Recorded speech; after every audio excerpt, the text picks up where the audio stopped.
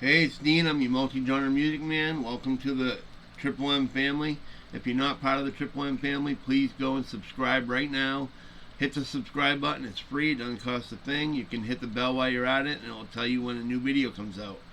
As I said yesterday, the new format is going to be music mixed with some other things like some murder mysteries and things like that.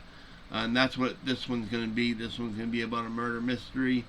A guy tells a story from beginning to end on what happened in this murder mystery. Hopefully you'll like it.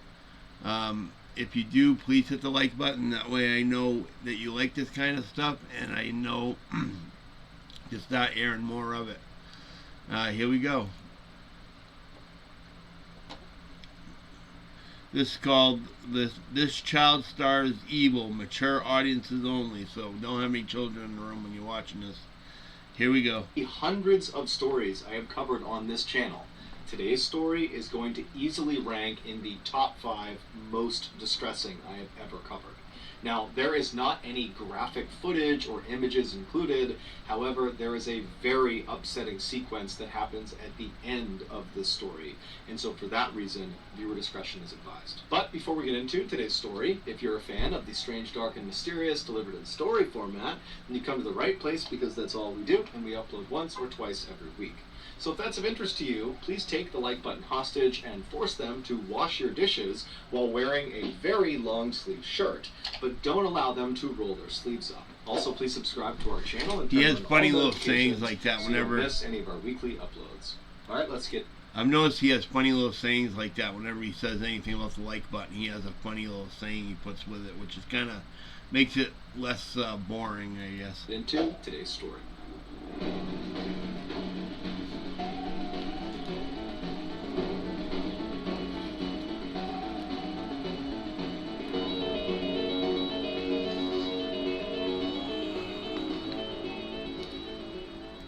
In 1986, Tom Hawks was a 39-year-old father of 2 teenage boys. He had previously been married to his boys' mother, but they had ultimately gotten a divorce. That year, Tom and his 2 sons were at this local chili cook-off in their neighborhood in Newport Beach, California, when Tom was looking out across this sea of people, and he sees this stunningly beautiful woman he's never seen before, and he just finds himself staring at her. And he stares at her so long that this woman, she ends up noticing, and she looks up and kind of smiles and blushes and looks away, and Tom immediately is totally embarrassed because he just got caught staring at her, and so he decides, you know what, I gotta go over there and introduce myself. And so Tom, who's this totally ruggedly handsome, muscular guy with this incredible mustache, he strides across the lawn and he walks up to this woman and he introduces himself, and she is all smiles, and she says her name is Jackie and she's 29 years old and she's single. And from that point onward, those two completely hit it off. They fell madly in love, and just a few years later, in 1989, they got married in front of 150 of their closest friends and family, and then after the wedding, Jackie moved in with Tom and his 2 boys. And even though the boys' mother was still alive, they began calling Jackie Mom, because Jackie not only lived with them, but also because she was so devoted to them, and she just was such a loving and kind person that it just made sense to do that. Also, Jackie, when she was 22 years old, she had gotten into this horrific motorcycle. I can't imagine the real mom must have liked that very much, though. You know, the kids calling the new mom. Accident, and the internal damage that accident had done to her had left her unable to have kids of her own, something she'd always wanted to do. And so when she had the opportunity to be these boys' mother, she really leaned into it. And so she was like this fabulous mother. So over the years, Tom and Jackie raised their 2 sons, and then in 2002, when the boys were all grown up, they left the house. Now, this was a sad moment for Tom and Jackie to suddenly be empty nesters. I mean, so much of their identity was wrapped up in being parents, and they were very close with their sons. But at the same time, they knew this day was coming, and they had actually been preparing for it for several years. They had been putting money aside every single year to prepare for when their sons left, because they wanted to time it so they could retire at the same time. And their idea of retirement was to go buy a yacht and just live on the yacht and sail up and down the California and Mexican coastline. Now, neither Jackie nor Tom were wealthy at all. However, they were very good at saving money, and they were very disciplined, and they could live frugally. And so over the past couple of years, they really had saved virtually every penny so they could afford to buy this yacht. And so finally, in 2002, when their sons do actually leave, Tom and Jackie, they sell. Saving money and living frugally are usually two opposite things. I don't know how they did both, but somehow they managed.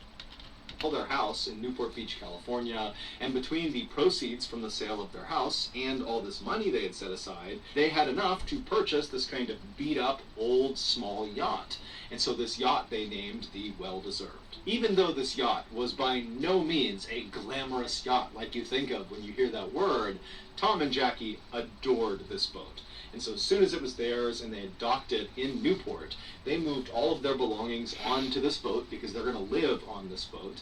And then they began meticulously cleaning it and organizing it and upgrading it everywhere they could within their limited budget. And by the summer of that year, this boat was beautiful, both on the outside and very inside. Nice boat, actually. It was very cozy and very clearly had the touch of Tom and Jackie. It was a home. And so for the next 2 years, Tom and Jackie, they lived the dream. They took a very nice looking boat, actually. They did a lot of work to it, you can tell, because the first shot, it didn't look that good, and the second shot looked nice and shiny, and it's been cleaned and done over. It looks really good. Maybe they even painted it. That yacht and just sailed up and down the coast of California and Mexico, and they would watch these beautiful sunsets, and they would catch fresh fish, and they would drink cocktails together. I mean, they were really enjoying their retirement. Then, in 2004, they got some unexpected news. One of their sons told them that he was now expecting to be a father. And so this baby was going to be the first grandchild of Tom and Jackie, and they were so excited. Especially Jackie, because remember, she wasn't able to have kids of her own, and she just loved the idea of getting to be motherly again, and the idea of getting to hold this precious little baby. And so even though Tom and Jackie were absolutely loving living out on this yacht, they decided that the time was right to actually sell the yacht and then take the proceeds from the sale of the yacht and buy a house on land to be closer to their son and this grandbaby. So in November of that year, the Hawks placed an ad in this fishing magazine for the sale of their yacht. They were asking for about $500,000. And very quickly after this ad went live, this young couple who had saved up some cash, they offered to buy it. Tom and Jackie were totally thrilled, and they called their two sons to tell them the good news that they had this buyer and that in the next couple of days the sale would be finalized and then they would be in touch. And so the sons, they're expecting to get a phone call from Tom and Jackie any day. But a couple of days goes by and they haven't heard from them, and so the sons begin calling their parents, and their parents aren't picking up their phone.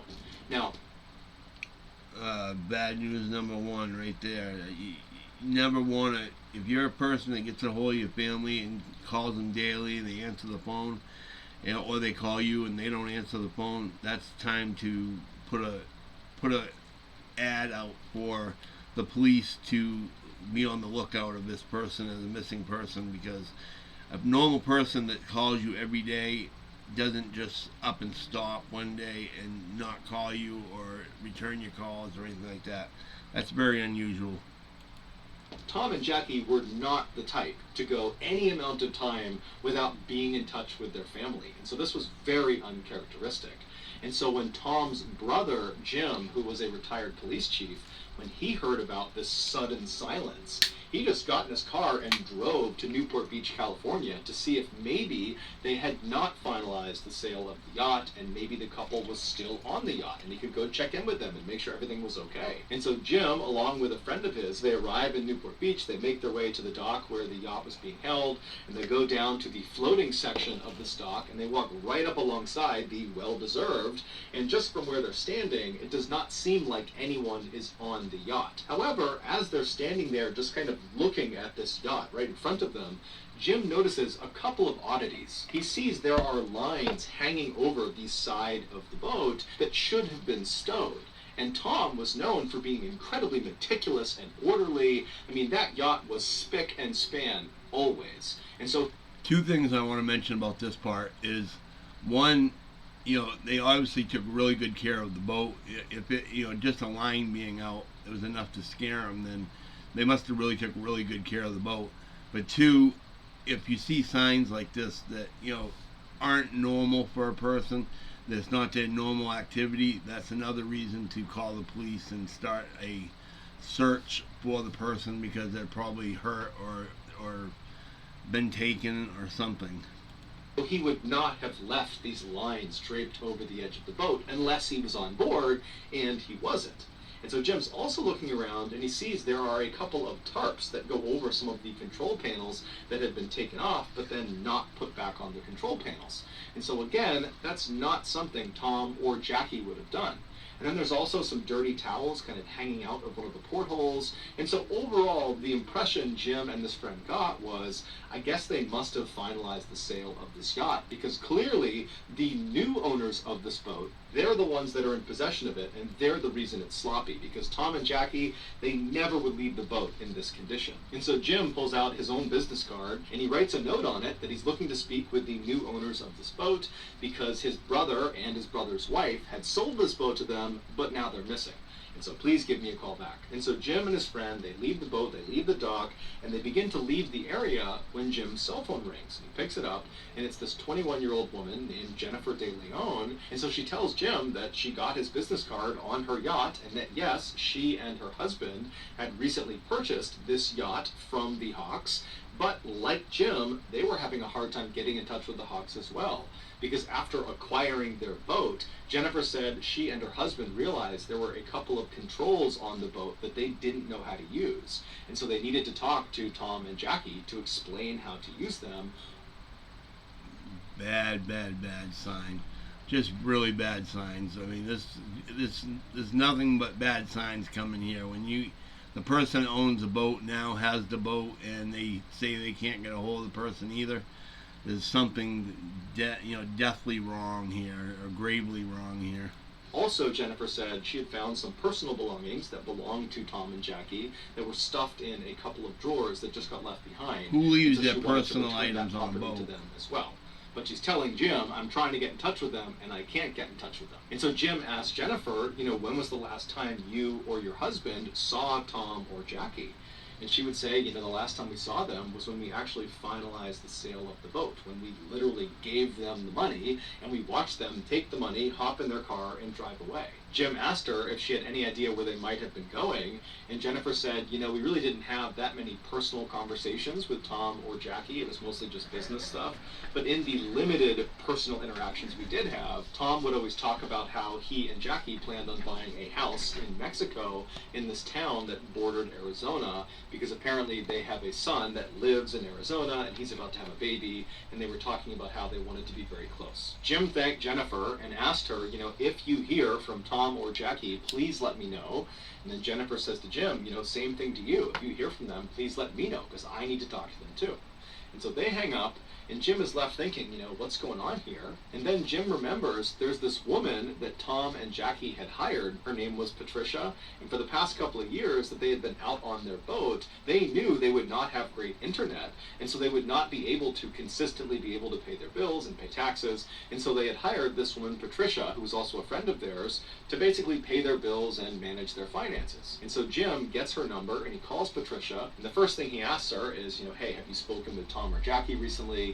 And she says, no, I haven't. And so Jim explains the situation and then asks Patricia, has Tom or Jackie recently made a large deposit into any of their accounts? Because just a couple of days ago, they would have received nearly $500,000. And so Patricia, she checks the accounts, and she says, no, there's been no deposits made. And so Jim and Patricia are clue number 10 that there's a problem. I mean, they got that kind of money floating around, and they're not going to drive around in a car and feel comfortable driving around in a car with $500,000 cash in it. They could get kidnapped, they could get their car stolen, they could have all this stuff happen with that money. They would have had to put it in a bank account right away.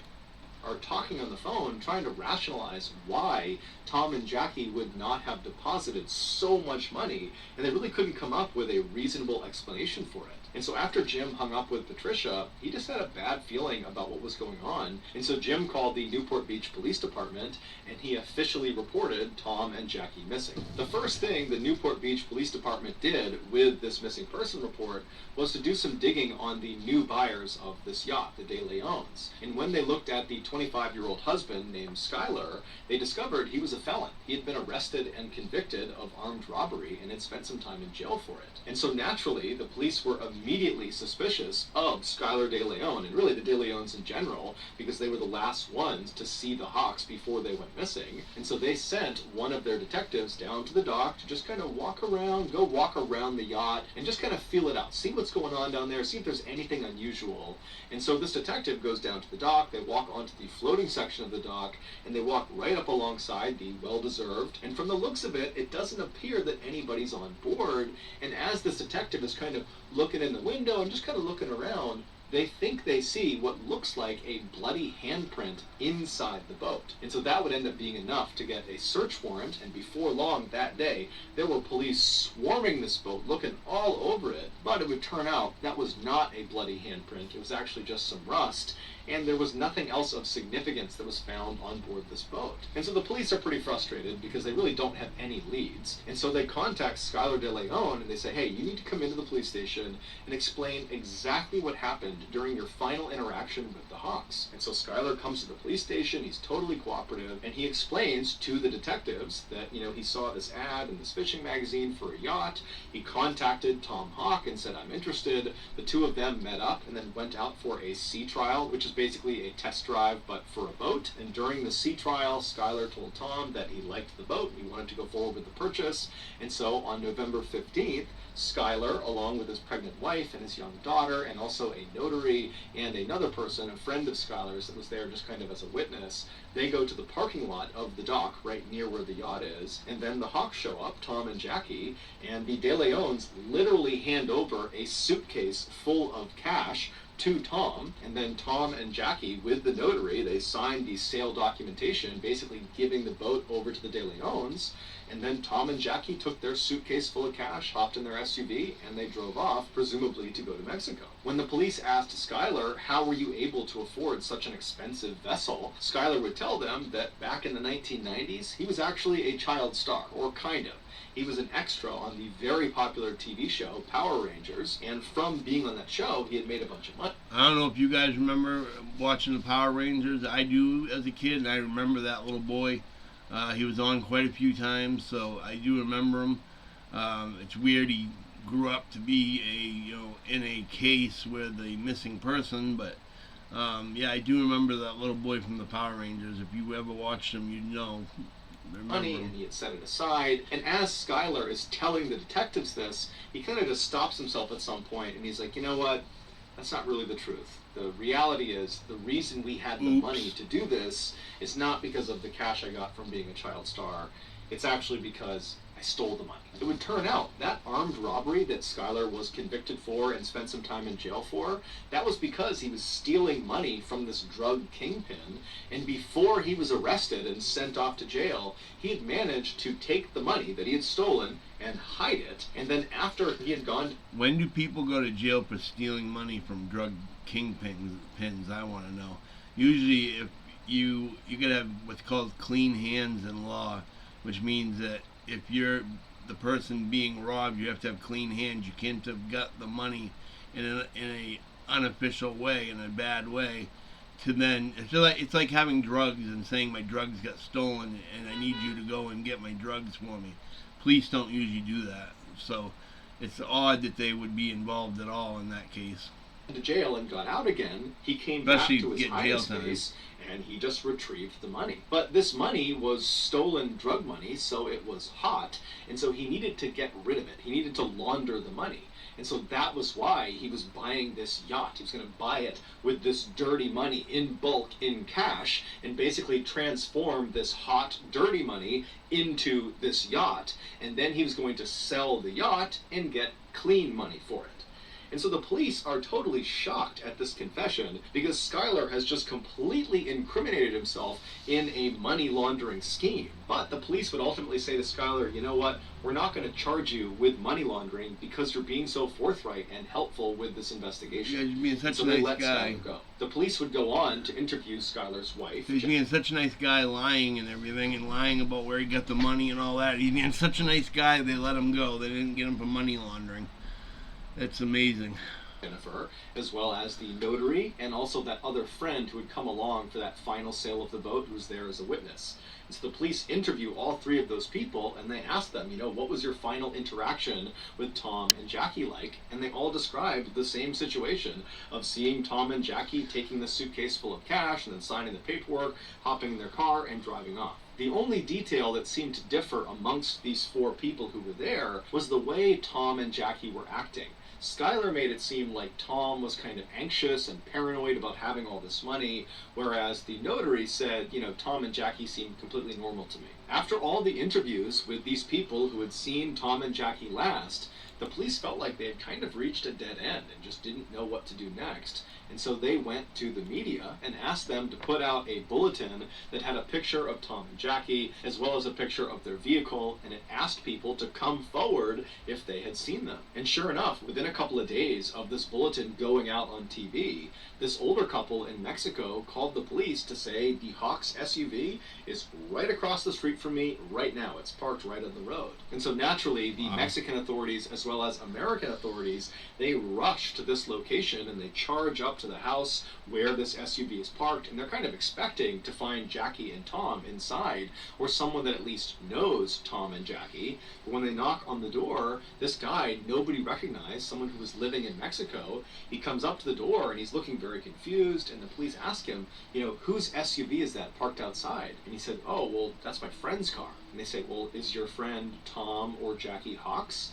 And the guy's like, no, who's that? The car belongs to Skylar De Leon. This was, of course, the moment when the police realized Skylar was lying to them. He had told police the last time he had seen Jackie and Tom. Of course, this was the child actor who bought the boat and been lying about seeing them ever again. He had took their car after all this was over with as well.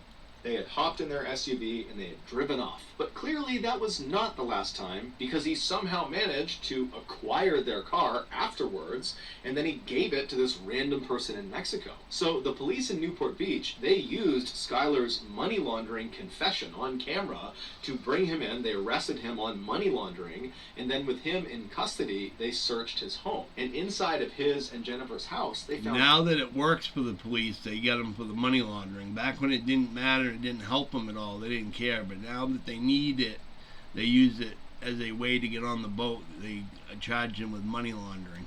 All these things that belonged to the Hawks, things like laptops and video cameras, things Tom and Jackie would not have left behind on the boat. But despite all this evidence connecting Skylar De Leon to the Hawks' disappearance, he maintained his innocence and said this was just a big misunderstanding.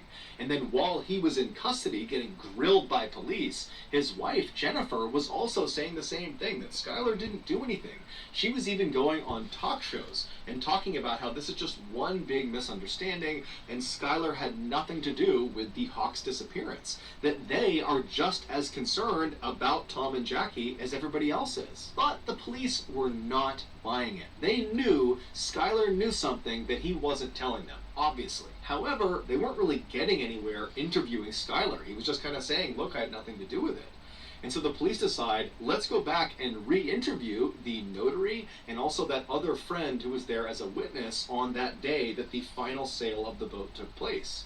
And so they call the notary back into the police department, and the notary is this woman named Kathleen Harris, who's never gotten in trouble in her life, and she's been a very successful notary for a long time. And so she sits down, and they ask her again to describe her final interactions with Tom and Jackie. And once again, she says, yep, they came over, they signed the paperwork, they took their cash, they got in their SUV, and they drove off. But under follow-on, very intensive questioning by the police, Kathleen would finally break.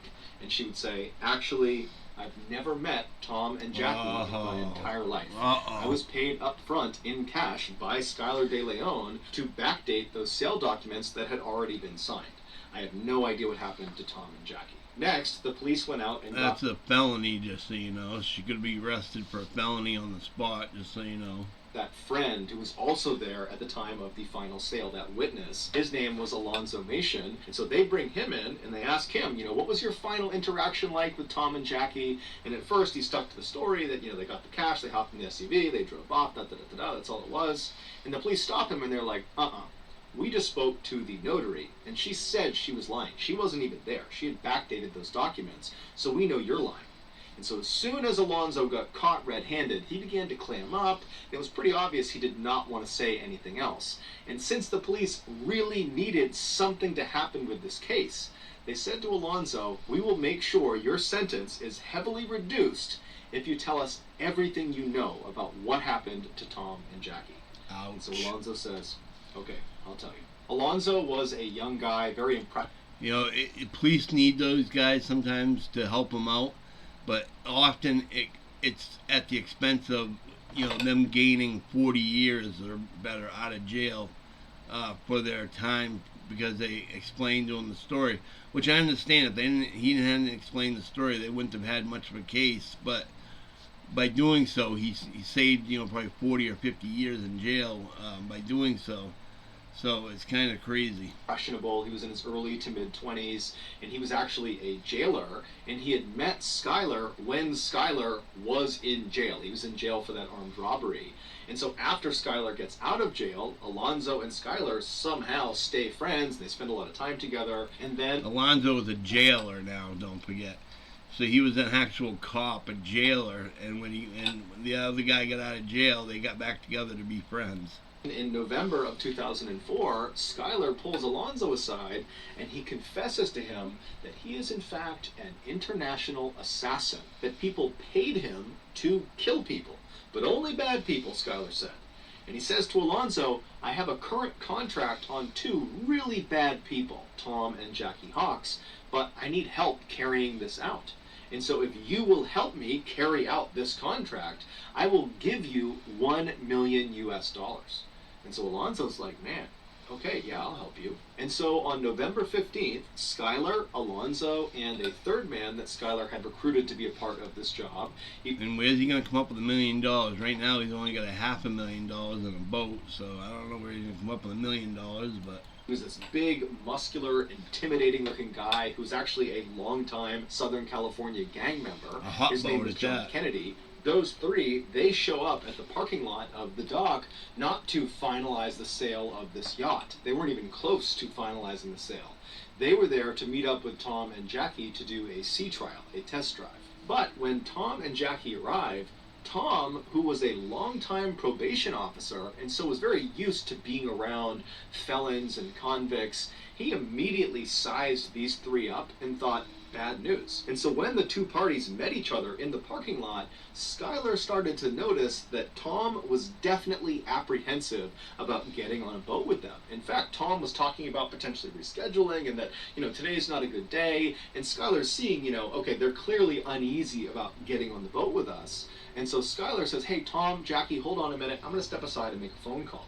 And so Skylar steps aside and he calls his wife, Jennifer, and she was not far away. And so just a couple of minutes later, Jennifer pulls into the parking lot carrying her little 1-year-old baby girl. And as soon as she walks over to this group, the dynamic completely changes. Jackie sees this baby and she immediately falls in love with it and she wants to hold the baby and she loves Jennifer. Jennifer is so sweet. And so Jackie seems very much at ease and Tom notices that. And so Tom begins to loosen up and before long Tom is saying to Skylar, you know what guys, today's fine, let's do the sea trial. And so the group eventually begins to make their way onto the yacht, the Well-Deserved, to do the sea trial.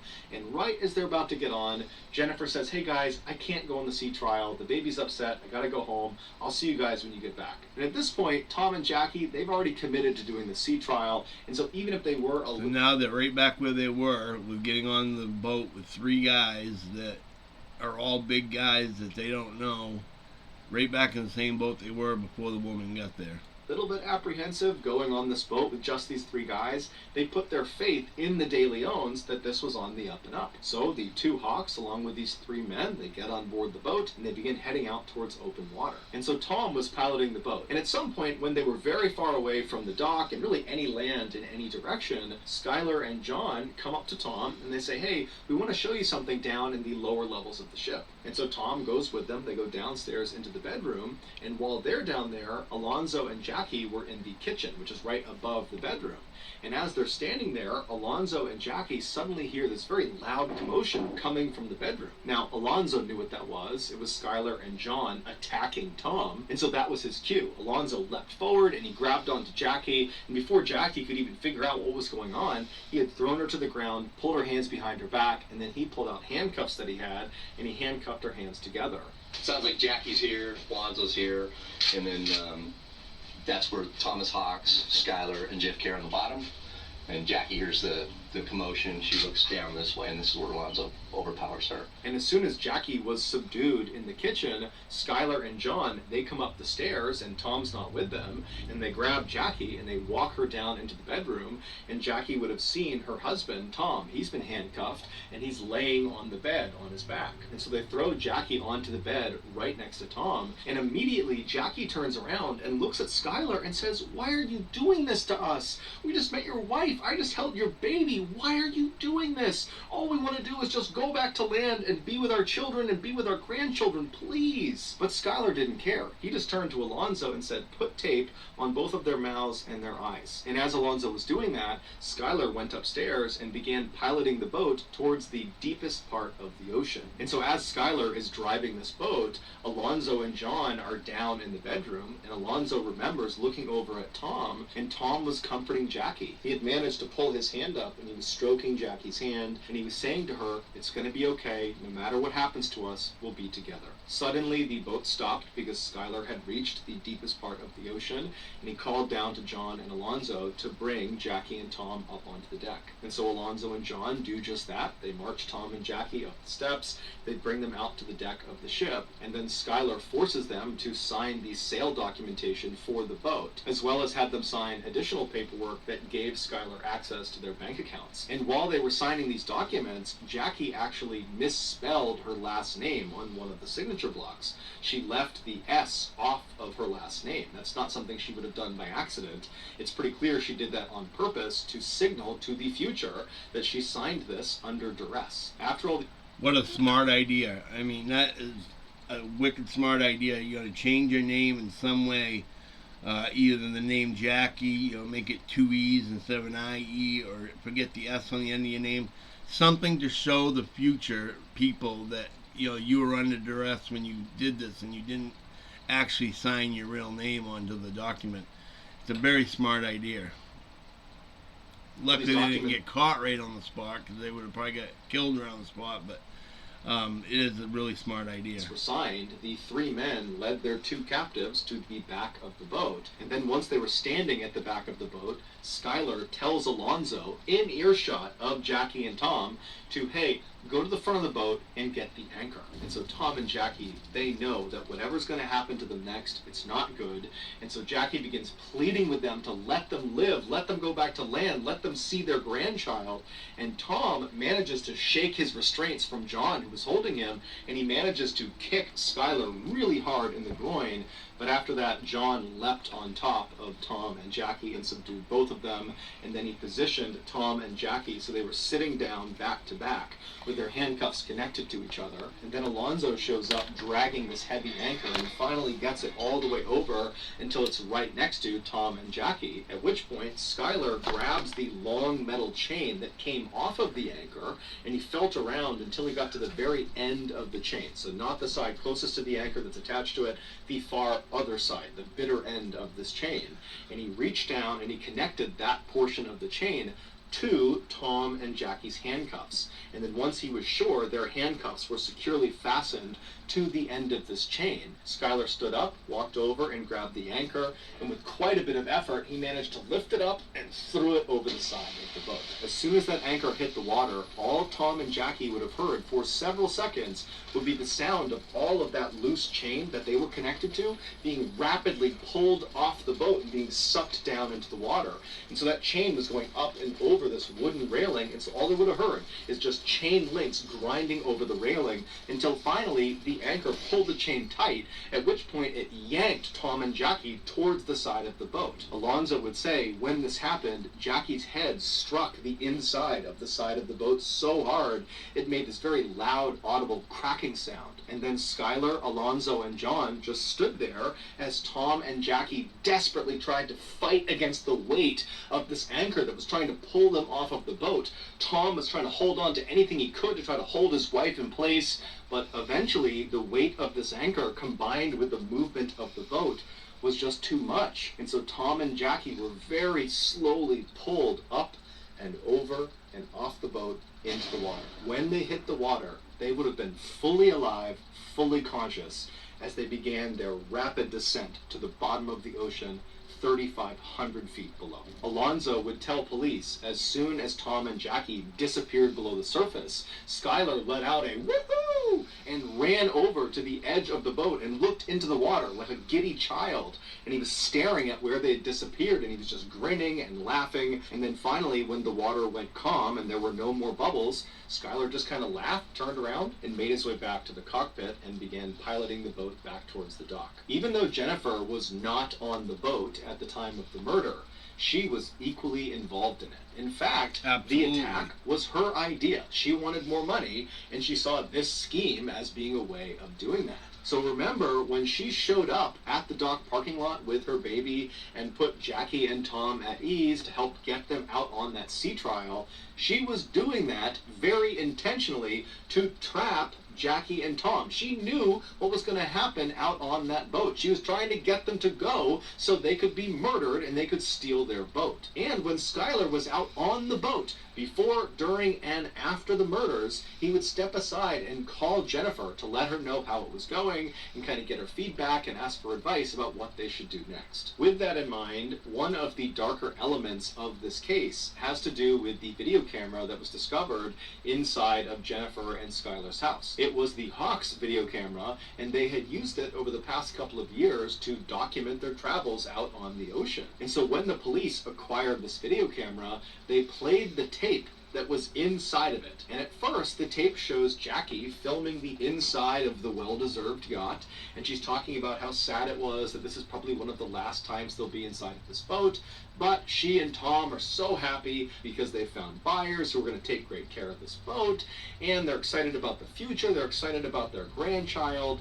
And then suddenly, this footage of Jackie inside of the boat just totally cuts, and it jumps to Skylar and Jennifer at Thanksgiving dinner that year, playing with their daughter and just having this great time, meaning just days after Jennifer and Skylar murdered Tom and Jackie in the worst way imaginable, they took their camera and just began using it for their own lives, recording their own life over the memories of Tom and Jackie. Jennifer and Skylar truly didn't care at all about what they had just done. Alonzo would ultimately be sentenced to 20 years in prison. He would have gotten a much more severe sentence, but because he provided all of the details of what happened and he was promised a reduction in sentence, he was only given 20 years. Jennifer would be sentenced to life in prison without the possibility of parole, and John Kennedy and Skylar were sentenced to death. So the guys got death because they were on the boat. Along with that guy who made the deal was on the boat, so he went from getting executed to 20 years, which sounds like a damn good deal to me. Even her getting life, you know, you only getting 20 years instead of 80 years. That's a heck of a deal. But without his information, they wouldn't have had a case. So they needed him to give the information up, I guess. As of November 2021, Tom and Jackie Hawks bodies if you've got something have never been found. Episode and you haven't done this already, please take the like button hostage and force them to wash your dishes while wearing a very long sleeve shirt, but don't allow them to roll their sleeves up. Also, please subscribe to our channel and turn on all notifications so you don't miss any of our weekly 1 or 2 video uploads. We are now selling merchandise like flannels and hats and sweatshirts and all sorts of stuff. If you're interested, go to shopmrballin.com. If you want to learn about upcoming deals and promotions for our shop, go to our shop's Instagram page. The username is shopmrballin. If you want to get in touch with me, you can direct message me on Instagram or on Twitter. My username is the same. It's Mr. Ballin. I also have a ton of content over on TikTok where my username is also Mr. Ballin. We also have a second YouTube channel called Mr. Ballin Shorts where we post random short videos and lost episodes. We also have a Facebook page just called Mr. Ballin where we post condensed versions of the longer episodes you see on YouTube. If you have a story suggestion, please submit it to our subreddit just called Mr. Ballin. It's linked in the description below. So whether I see you on Instagram, Twitter, TikTok, Reddit, YouTube, Facebook, or some combination, just know that I really appreciate your support, and until next time, that's going to do it. See you. Hey guys, go over to his website and give him a like and a share, subscribe. You know, he definitely deserves it. He's got a great website. He sits and just tells these stories, usually with a few pictures and stuff, but mainly it's him narrating the story.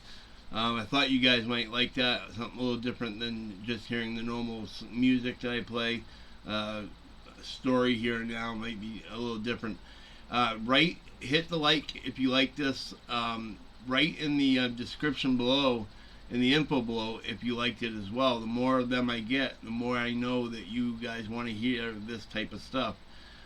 Same with my songs. If it's a certain song that I play or a band, do the same thing. Write that you want to hear more of that type of music, and I can do more of that type of music as well.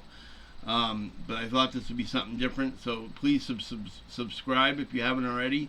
Become a part of the Triple M family, and don't forget to hit the like button and the bell button. That way you'll be notified whenever a new video comes out or a live video comes out.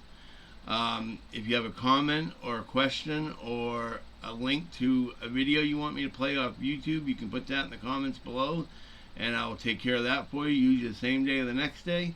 And lastly, if you would like to pay any money to help support this channel, you can do so. There's information below telling you the different sites you can use, like PayPal or Patreon, or there's another one I can never remember, GoFundMe, things like that you can use to help deposit some money as a to help get me so I can get more equipment, a better camera. I need a 4K HD camera. I don't have one right now. Mine broke. And get some lights set up and stuff like that. So if you could help me with that, anything, even $1 or $2 will help. If you could help me with that, that'd be great. I'd appreciate it. Other than that, this is Dean saying have a wonderful day, and I'll see you on the next video.